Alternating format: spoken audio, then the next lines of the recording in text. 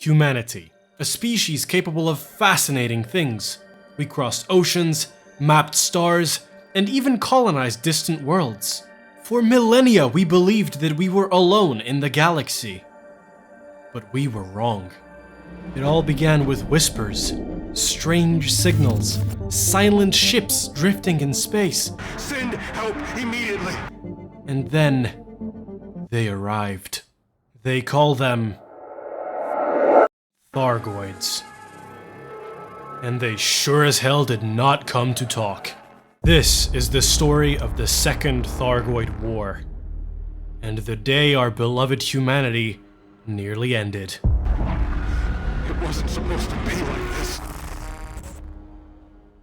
That's right, ladies and gentlemen, in this video we're going to talk about Thargoids and the Second Thargoid War, mostly the Second Thargoid War. So get some snacks, get ready, because this is about to be an intense retelling. Well, not really intense, I'm just going to be retelling what happened, and get some of my thoughts into the entire story. Before we get started with the video, however, I would like to ask you for my usual favor. If you're not subscribed, please be sure to subscribe down below using the, subscribe button. Click the notification bell if you want to be notified for future uploads. We are extremely close to 500, so let's make that 1,000 subscribers by the end of summer, and I'm going to do something very special if we do reach that milestone, so, you know, be on the lookout. But with that, let's continue with the video. So let's begin with section 1. Who are the Thargoids? According to the wiki, the Thargoids are an intelligent, highly advanced insectoid species that have existed for millions of years. They are the only known spacefaring species in the Milky Way galaxy other than humanity. These Thargoids are highly territorial, and whenever we approach them diplomatically, they seem to respond with hostility and violence. It is said that in the distant past, the Thargoids instigated a war with another sapient species called the Guardians over territory. Although the Guardians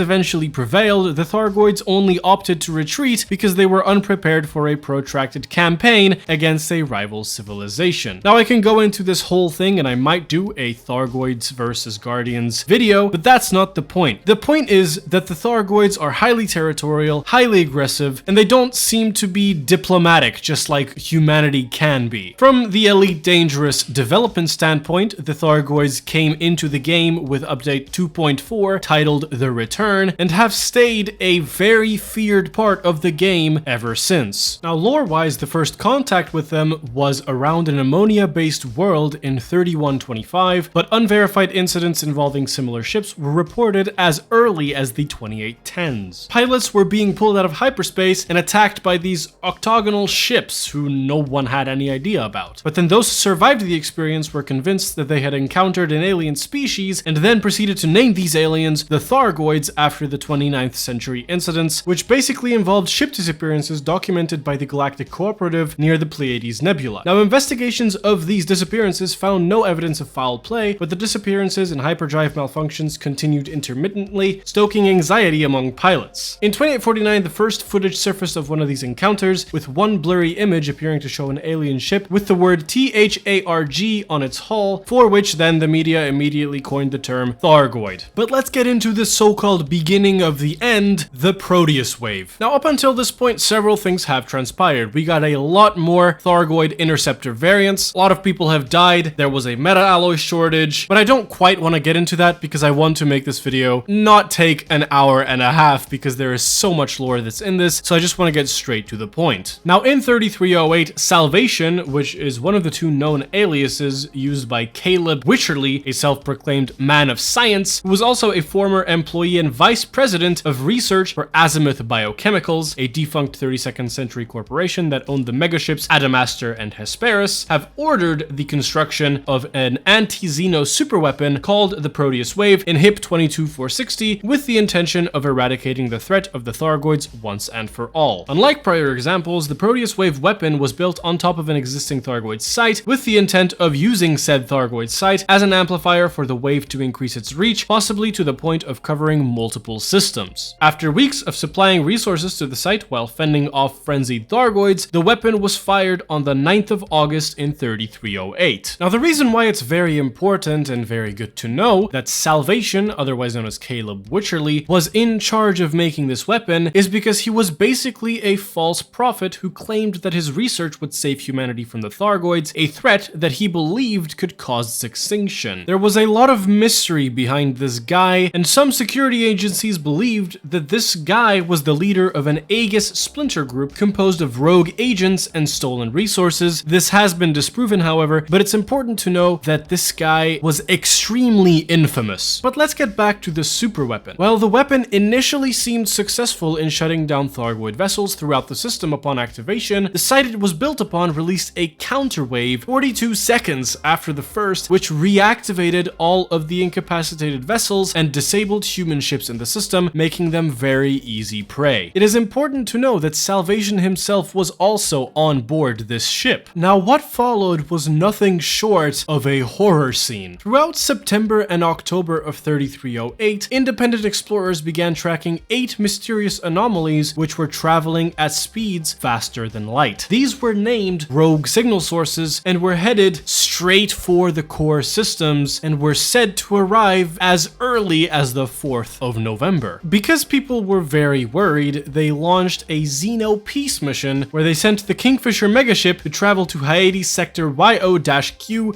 B5-1 to make contact with Tyrannus, the rogue signal source that would be the first to arrive at the core systems, which is also expected to pass through Hyades sector, the one that I said. The mission, however, of course, was ultimately a failure, and the Kingfisher was destroyed by Thargoid ships. On the 29th of November, Tyrannus finally arrived at the Hyades sector FB-N B7-6 system, deploying a huge number of Thargoids to invade surrounding systems in a huge escalation of war, destroying starports, settlements, and outposts while killing hundreds of thousands, if not millions of people. Many systems were completely conquered, with stations being fully abandoned. Tyrannus itself was revealed to be a large corrosive nebulae-like cloud containing caustic generators and patrolling interceptors, as well as disabling all Guardian-based weaponry within its 100-kilometer wide radius. By the 16th of December, the remaining maelstroms, Indra, Lagong, Posiho, Oya, Thor, Rajin, and Haddad, finally arrived at the core systems, each deploying Thargoid fleets to invade and conquer surrounding systems. The core systems are now in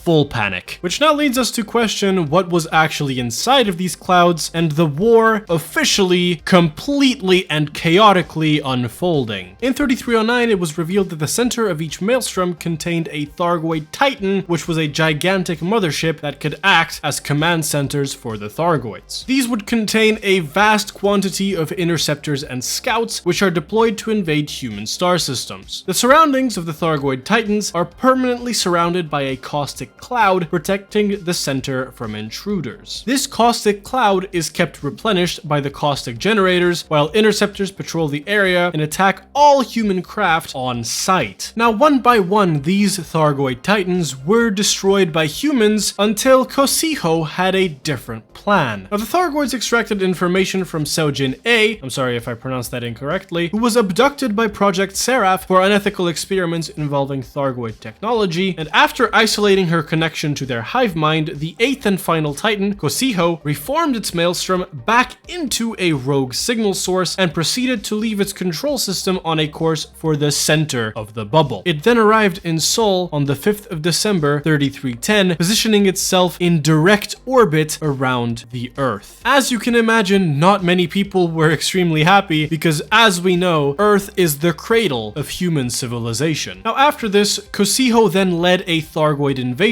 fleet which devastated the capital system. Thousands of human AX ships were destroyed. However, a couple of days later, Kosiho has finally become vulnerable. Only 6 days after Kosiho's vulnerability, on the 12th of December, Kosiho, along with all other Thargoid Titans, was finally destroyed. We finally put an end to a the bloodiest battle that humanity has faced, and hopefully this was the final one. The cradle of our civilization's soul was half ruined, with billions being displaced. It is important to note that these maelstroms where the Titans were originally found still do exist, but are inactive, and you can find the remains of the destroyed Thargoid Titans. And with how heavy of an impact Xpeigh did to humanity, this wreckage has kind of become a pilgrimage site, with countless commanders paying their respects by visiting the remains of the Thargoid Titan. But of course, with the Thargoids still present in some areas, many begin to wonder, what if they're actually going to come back? What if they're building another, maybe bigger Thargoid Titan? Or maybe they're even building different Thargoid interceptors to make our lives even more of a hell? We will never know. These questions will linger until the Thargoids eventually attack again, because to them, we're just trespassing on their territory.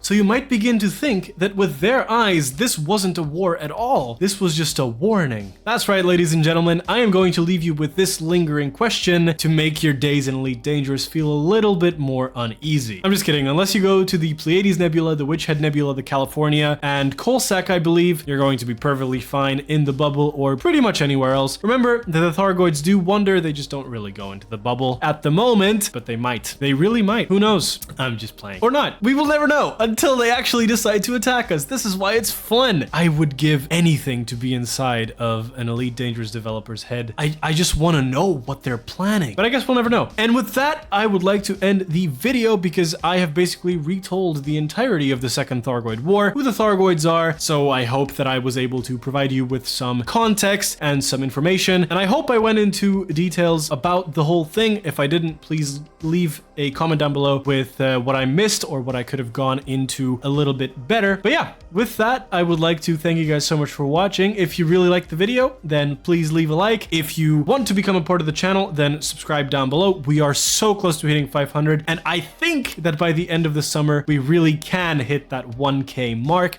So let's get there and let's try to do it. But yeah, with that, I'll see you guys next time. Bye-bye.